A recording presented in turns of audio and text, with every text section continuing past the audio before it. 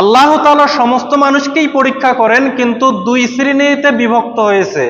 এক, কাউকে সম্পদ দিয়ে পরীক্ষা করতেছেন, কাউকে সম্পদ না দিয়ে পরীক্ষা করতেছেন, কাউকে ক্ষুধা দিয়ে পরীক্ষা করতেছেন, কাউকে ক্ষুধা না দিয়ে পরীক্ষা করতেছেন, কাউকে আল্লাহ তাআলা সন্তান দিয়ে পরীক্ষা করতেছেন, আর কাউকে নিঃসন্তান রেখে পরীক্ষা করতেছেন যে আমি তোমাকে সন্তান দিলাম, তুমি সন্তান পেয়ে শুকরিয়া আদায় করো কিনা, তোমার জন্য পরীক্ষা। আরেকজনকে আমি সন্তান দেইনি, সে সন্তান না পাওয়ার পর তার ভিতরের অনুভূতি কি, সে কতটুকু ধৈর্য ধারণ করে, কতটুকু সবর করে, এটা দিয়ে আমি তাকে পরীক্ষা করতেছি। আল্লাহ তাআলা বলতেছেন ওয়াবাশশিরিস সাবিরিন, ধৈর্য ধারণকারীদেরকে সুসংবাদ দান করো।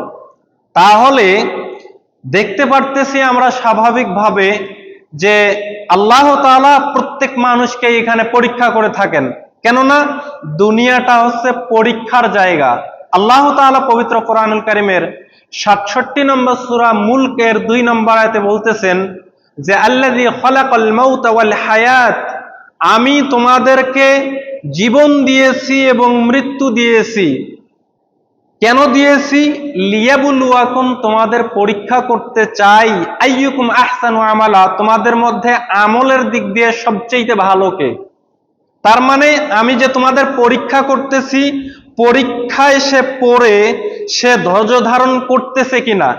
যেমন আমরা এখন পরীক্ষা দিতেছি, পরীক্ষার সময় হচ্ছে 4 ঘন্টা, এসএসসি এইচএসসি যারা পরীক্ষা দেয় তাদের সময় হচ্ছে 3 ঘন্টা। তাহলে পরীক্ষা তাদের জন্য কোনটা?